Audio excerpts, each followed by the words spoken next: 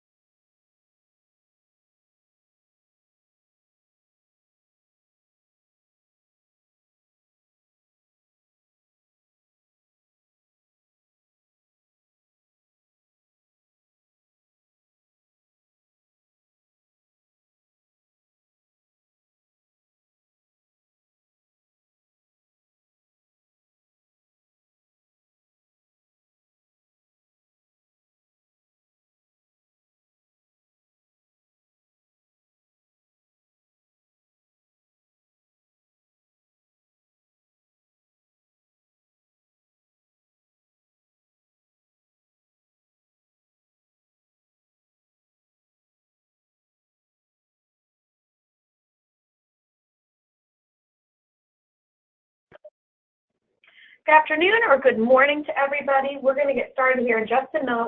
We're making sure that everybody who registered is getting signed on so we don't miss anything. We're going to run through today's presentation with our crew from Universal Commercial Capital pretty quickly.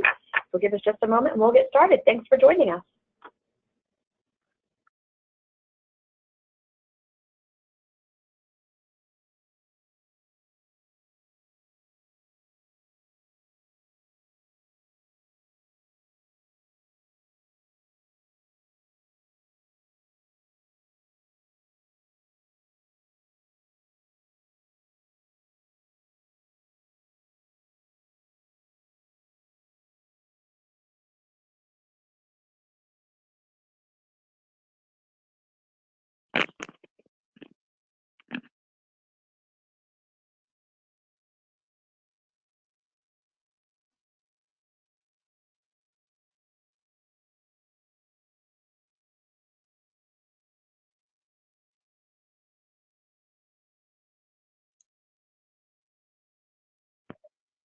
Okay, we're going to go ahead and get started. Looks like we're starting to see some of the registration logins slow down. Anybody else can continue logging in. We'll just miss my beautiful intro. So once again, thanks for joining us today. The Universal Commercial Capital is going to talk about the commercial loan fundamentals and what lenders look for. Our presenter today is going to be Ivy Baca, and she's been so much fun to work with Eric Train and the whole crew over there. So Ivy, if you're ready, we're just going to go ahead and hand it on over for you. You can get started and tell everybody what they need to know. Thank you, Chrissy, for the introduction. Thank you, everyone, for joining us today. Yes, my name is Ivy Baca. I work for Universal Commercial Capital. Okay, so let's start with the first. Okay, Chrissy, it seems like I need your help here. I can't move into the next page.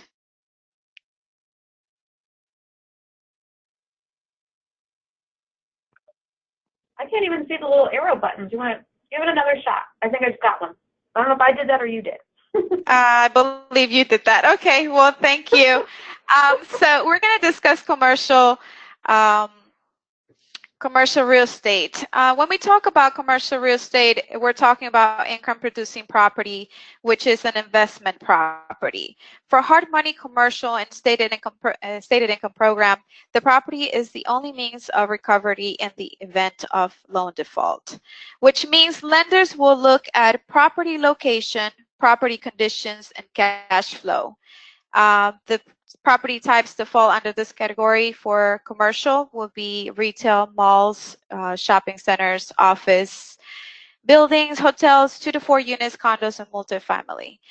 Now, one thing that is a big no for our lenders is odd property, which are more likely to be what we call it, and not a very good location, standalone buildings,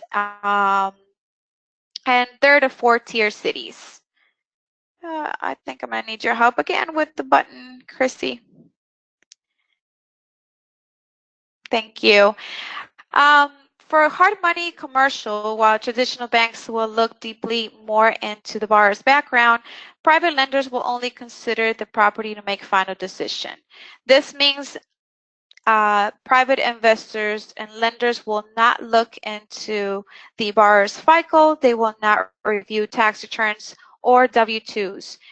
For the stated income program, the only difference is that they do require minimum FICO of 650 in order to get qualified.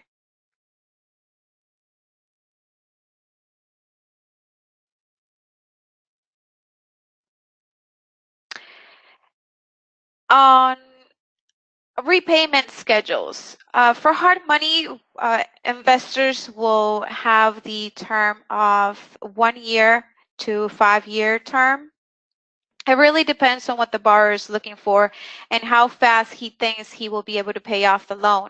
For stated income program, we do have a 3-year, 5-year, and a 7-year fixed rate, which is amortized over 30 years. Now, that really also depends on how fast the borrower can make the payment of the full amount.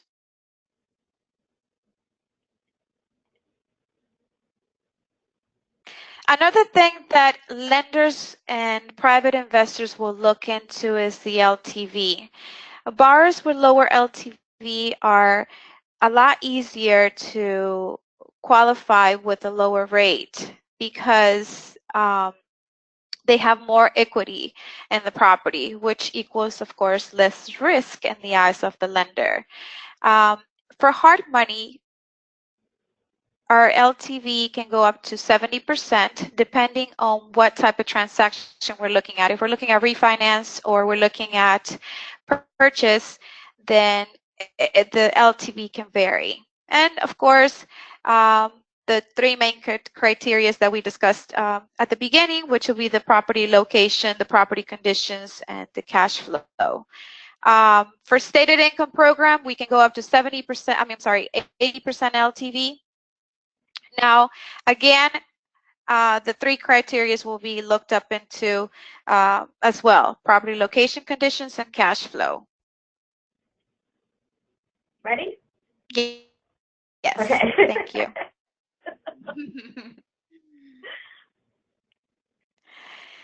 And the big word here for commercial real estate loans is the DCR, which is the debt service coverage ratio. This is very tricky, though, because sometimes some private lenders and some lenders will not even look at the debt service coverage ratio. They only look when the loan amounts are from 700 plus. If it's lower than that, they really don't pay too much attention to it because there's LTV that is the main point that is reviewed at the beginning or at the scenario. Okay, but for example, a property with 140,000 in NOI and 100,000 in annual mortgage debt service would have a DCR of 1.4, right? So the ratio helps the lender determine the maximum loan amount or the size based on the cash flow generated by the property. Now, if there's a vacancy over 30%, definitely the DCR is not going to be enough to support the loan amount. This is where we want, or the lender will look more at the vacancy ratio. So we don't want to look, lenders and private investors will not want to look at vacant properties. They want to see that there's cash flow, there's rental income coming in, and if the loan amount is over 700,000, of course. Ready? Yes.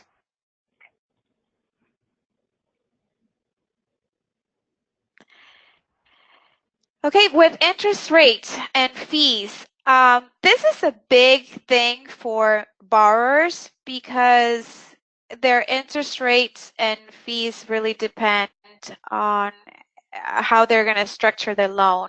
Interest rates on commercial loans are generally higher than residential loans, and also commercial loans are usually involve fees that add up on the overall cost of the loan, including appraisal, legal loan application, loan origination, and survey fees. Some costs may be upfront before the loan is approved or rejected, and a loan may have a one-time loan origination fee, which is what brokers charge, which is a 1% or 2%. The fees can vary. But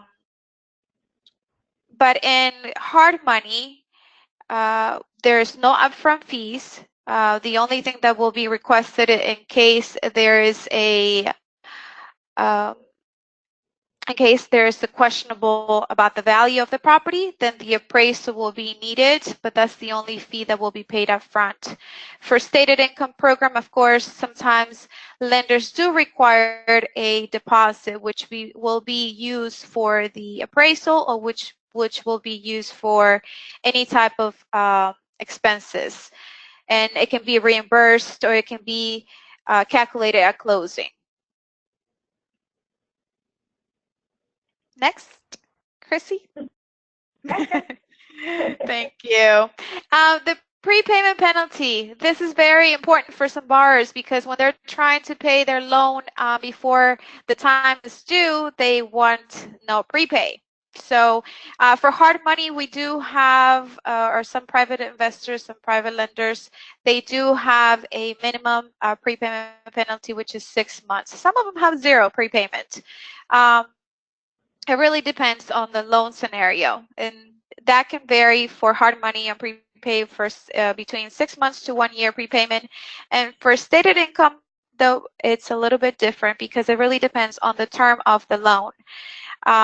It could be either, for example, I had a few scenarios myself where a first stated income program, where it's a 3-year fixed program, then they have a 3-year prepay. Now, this is negotiable. This is something that we can work with the borrower in our case, and we can buy down the prepay. Okay, there's buy down options for prepay for the borrowers if they're looking to have the loan pay off before the time is due. Okay, so next, Chrissy. Gotcha. So we have talked about main criteria the lenders will look for when it comes to a scenario that is brought up to them. Location is very important, and the property conditions and the cash flow it's the main things that they look into. But also the LTV and DSCR and the rate, term, and prepayment penalty. I just want you guys to know if you guys have any more questions in regards to this, if you have a scenario that you want to discuss with us. We're very promptly in Universal Commercial Capital. Once you come up with a scenario, just give us numbers, random numbers up in the air. If you have a purchase or a refinance, a rate and term transaction, we're able to tell you if it's going to be doable or if it's not, based on the location of the property. Location is very important for investors and lenders. Besides the value and the equity on the property. Okay, so I think that's the bottom line when evaluating commercial real estate loans. Lenders consider the loan collateral, the credit worthiness of the borrower, including financial statements such as loan to value, which we discussed, and the debt service coverage ratio, which we have also discussed. So if you guys have any questions, please go ahead and let me know. For anybody who wants to ask questions, you can type them in the question box of your GoToWebinar toolbar. I did have one that got submitted via email rather than live today because they weren't able to attend. And their question had more to do with if you had any suggestions about basic steps in due diligence. Basic steps, due diligence will be just like I said, you have to look at the location of the property. You have to look at LTV, loan to values. What is the value of the property? A value of the property is very important as well, because sometimes we can come in with either higher value or lower value, and when we are close to the end of closing the loan, we get the appraisal back. We're talking about stated income right now. When we go to the end of the process and the appraised value comes back, the comps do not support the loan amount. So that's where sometimes the borrower gets a little itchy about it because he thinks that the value of his property is worth a lot more, and it comes for less, and then the loan amount is definitely lower. So again, I would suggest to look more into comps of the property value, the location of the property, and property conditions as well. For private commercial real estate, we do have a lot of our private investors that look into location, but not only that, but they look into personal financial statements to see if there is any other assets. They look into conditions of the property, cash flow. If the property has a lot of units, then they have to be all rented. The occupancy of the property has to be at least 90% occupied. So yes, those will be the basic things, basically. Okay, we had a few people send some questions live. We had some that jumped on a little bit later, so they want to talk about, I guess, kind of do a review about how you mentioned the terms and the rates. And then it's kind of a two-part question, but also if you had approximate closing time frame. For hard money, the approximate time frame could be between 2 weeks to 3 weeks. I would say 2 weeks, and it could be even less. It really depends on how fast the borrower can provide us all conditions in. Hard money, it's very fast, it's very easy because we have only one person that makes the final decision, which is the private investor. So it could take 2 weeks, the latest. And for stated income program, that's a little more difficult because they do require to have an appraisal done on the property, and the appraisal can take between 10 to 14 business days. So that could make the loan, the closing time a little more deeply into like 30 to 45 days, I would say. Okay. Keith is asking if you have a small balance commercial mortgage product, and then if you have any minimum. Our minimum loan amount for commercial would be 100K.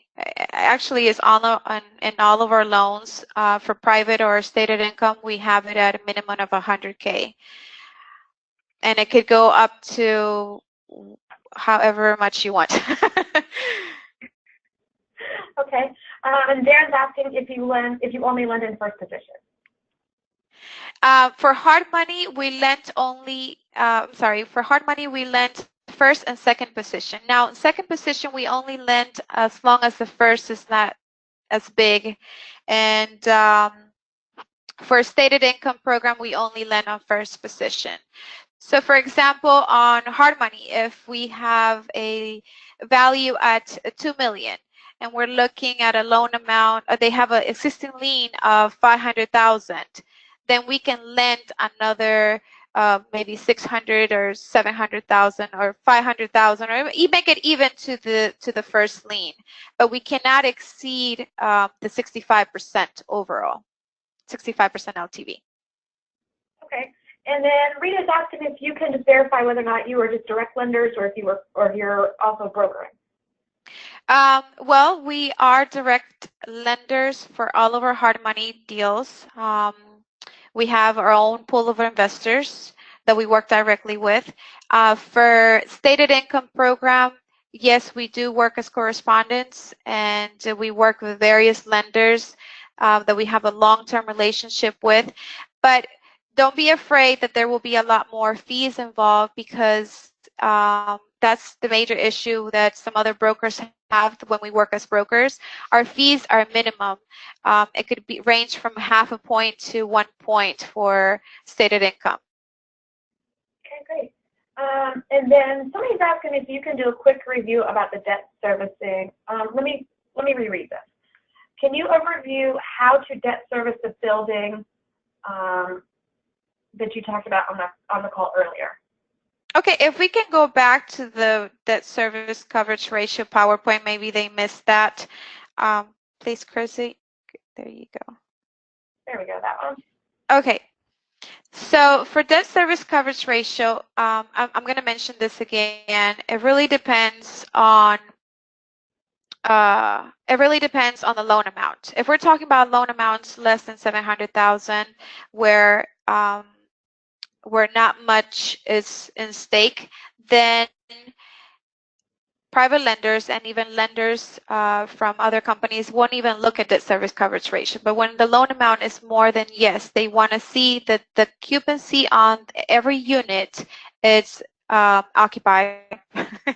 It's a 90% occupied. There's not a lot of vacancy, or as I said here, vacancy. When vacancy is over 30%, then the DCR will not be enough to support the loan amount. Now, if we read here, commercial lenders also look at debt service coverage ratio, which compares property annual net operating income to its annual mortgage debt service. Now, whatever is coming in, okay, we're talking about rent roll. We're talking about operating statement will be calculated. That will be rental income. That will be property taxes and insurance, any utilities, any maintenance, all of that will be calculated and divided by the annual net of, the debt service coverage, which is how much you're going to have to pay off at the end of the year. So, for example, a property with 140,000 of annual net operating income, okay, that's all calculated into one, and 100,000 in annual mortgage debt service would have a DCR of 1.4. If we have a 1.4, that at 1.4, we can say the borrower will have enough to pay off his loan. He will have enough, and he will have even a little more for himself. So he will have enough to pay off the loan. Now, our minimum DCR here, it will be at 1.2, because at 1.2, he's got enough, and if he's got other assets, he can survive with other assets, right? But he has enough to pay off the loan amount. But we're talking about when we say 1.4, he would have a little bit more, and not more than enough to pay off the loan amount. So that's why some lenders will say our minimum DCR is a 1.2 or 1.25. Okay. Was somebody asking if you also consider doing residential hard money loans? Yes, we do. Again, we do hard money loans for all residentials or even commercials. It could be a single family residence, but they all have to be investments, investment properties. Okay. And then what do you consider tier 3, tier 4 cities that are not good locations for them? I would say it really can vary. When there's places that rural areas, there's not enough populations, there's not it's not a zone commercial area, it's more of a residential places that is very hard it's very away from the city, for example. Okay. And then Keith is asking, do you have a list of approved property types, like maybe auto dealers, daycares, etc.? I don't have a list of property types, but we look at everything. We look at, as I mentioned, the property types. We look at retail stores, we look at condos, we look at warehouses, we look at automotive. We even do hotels. We look at every type of property. It just really depends, again, on the location of the property and the conditions the property is at currently. We even do rehab with hard money. So if borrowers are looking into fix and flip, we can look at those. We have different programs. So if you'd like to discuss more about it, feel free to contact me. My email, I think, is at the end of this PowerPoint. And you can either contact me. I'm always available. Text me or text Eric at the same time. Yeah, We're here. We're here to help in any kind of way, and we're very promptly at answering all your questions. We're able to tell you straightforward if it's something that we can help you with or if it's not. We can't tell you, oh, let me see tomorrow, or because we work directly with our investors. So our investors, we are able to pick up the phone and be like, hey, do you like this property? And it's located here and there, and they will respond right, you know what? This is something that I can definitely lend on, or this is something that we don't. Or we can just off glance, because we know who we work with, we're able to tell you, oh yes, this is something we can do, or this is definitely something we can't because the value is not there, or because the property is in a bad area, and different things like that. So since we work directly with investors for a long period of time now, we've been in the business for 20 years and we have a very long-term relationship with them, we can say, we can think like how they think. So we're able to answer very promptly. Perfect. And it looks like you're getting some interest from brokers because they're wondering if you would be willing to talk about the points that you would offer if they were to work with you.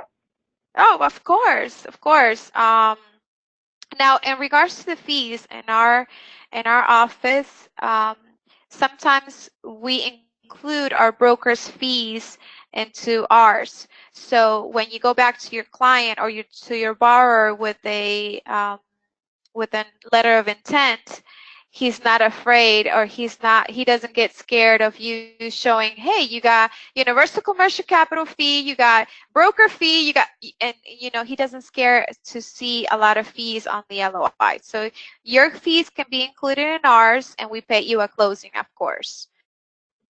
Perfect. And then, are you funding opportunity zones? I'm sorry? They want to. Darren is asking if you are funding opportunity zones. If I'm funding opportunities? Opportunity zones? Oh, of course, yes. Again, email me, call me, we can discuss. Okay. And then, can you indicate hard money loan interest range for residential and commercial? Yes. For first TDs in our hard money program, our rates, again, can vary depending on the LTV, okay? But our rates can start between 8.5 to, first TD, of course, 8.5 to 11%. Now, second TD, unfortunately, our rate is steady at 12%. Now, if we're talking about a lower than 50% LTV for a second trust deed, then of course the rate is negotiable. We can look into lowering it to 11%. The more likely are over 12%. Okay, perfect. And then, are you lending nationwide? And this kind of has two parts, so I'm just going to ask the first part first. Because it's a big one. We do lend nationwide. Our expertise right now on hard money are only on the west side of the nation. We're lending Washington State, California, Nevada. We do lend on those for hard money. And for nationwide, we go with stated income. For stated income, we do it anywhere. Okay. And the second part of that is, do you lend in mortgage states that require lengthy judicial foreclosures instead of the faster non-judicial foreclosures through deeds of trust? Unfortunately, for like I said, for hard money, those are the big niche where we have foreclosures and we have BKs and we have investors that are able to approve them right away. But that's only in the state of California, Washington, and Nevada right now. And for stated income, they will not accept those. So I would say no for those at the moment. Okay. And then somebody's asking if you can talk a little bit about your rates and points. Yes. The rates, again, for hard money, as I said, it really depends on the LTV. We can work from 8.5 to 12%. first and second TD. And for stated income, it really depends on FICO. If you have a minimum FICO 650, rates can start at 9%. And on points, I can tell you right now, our points are from half a point to 1 point. We don't go over or 1 point unless we're talking about only 100,000 or 200,000 loan amount. But for loan amounts over that, over 300,000, our rates can be 1%. Great. Do you have any specific programs for brokers? Yes. Well, just join our team. We have a broker's package that I can send over to whoever would like to request that from me. And the W-9, that's the only thing. We don't commit with you to have you with the strict with the I would say a more formal way, because all of our brokers that come to us are like friends. They know who we are, and we have a very long-term relationship with them as well, because they know that our fees and everything can be negotiable, and there's no broker package needed, basically. So, but if you want a more formal way into working with us, yes, we do provide a broker's package. Perfect. And I've got a 3-part question coming up. You ready? Okay. How do we submit a loan scenario with you? Okay. Will you accept an executive summary and a general application? Then, once we submit, how quickly can you get back with us? Okay, let me tell you, for most of our deals, when I work with brokers and I already know what they're looking for, a scenario will be more than enough. A scenario with a complete address, property address, loan amount, if it's a refi or a cash out or a purchase, that will have to be included. And what LTV are they looking for? What is the estimated value on the property? And just as reference, I would like to know the borrower's FICO. For hard money, as I said, it's not needed. We don't need it. But just in case I can give you another option, I would like to have it. And I can get back to you with no documentation at all, because we really don't look at it unless you're sending me a property that has more than 3-4 units, and I have to look at and calculate the DCR, and I have to see if there's income coming in, and I have to look at personal financial statements. As I mentioned to you, when the loan amount is over than 700,000, yes, I would like to see more about the deal. But if it's just a scenario where I need to tell you, okay, this is something we can do, or we cannot, or this is, the borrower will qualify. A brief scenario with all the things I just mentioned will be enough. I'm just going to put something in here real quick as I'm watching. This has been one of the most engaged audiences I've ever had on a webinar. I mean, probably ever. So I'm really impressed with everybody, and I'm just so happy to see this. I'm typing away and making sure all the questions get answered. But great job, everybody. That's fantastic. So my next one here is, do you buy loans? Oh, no, we do not buy loans. No. And then I've got somebody who says that she's not a broker, but she's a realtor. Can she still send clients to you? Of course, of course. And we have worked with realtors, and you W-9 is more than enough. And if you want to work directly with me and your borrower as the middleman, yes, of course, send it over, and yes.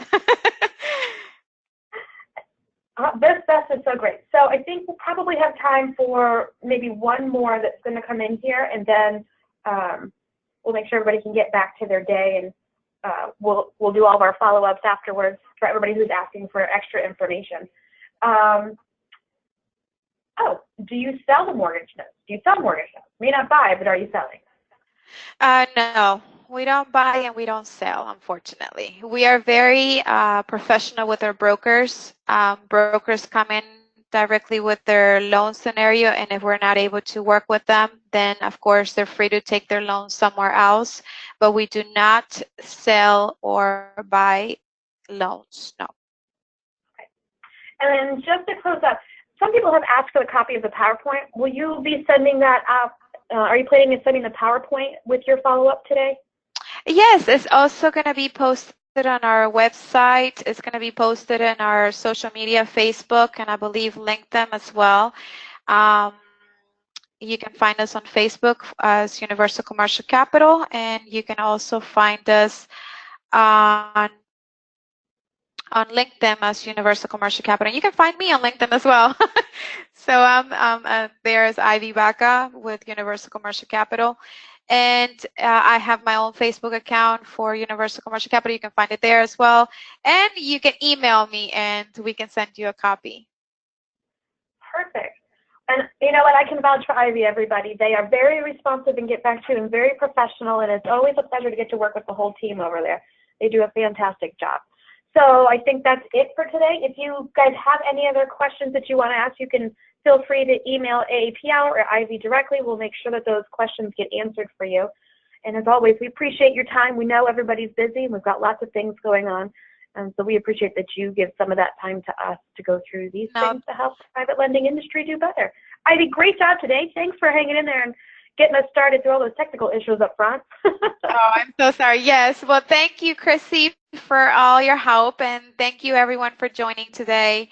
And I look forward to speaking to some of you and look forward to your calls as well. All right, everybody, have a good day. See you next time. Okay. Bye.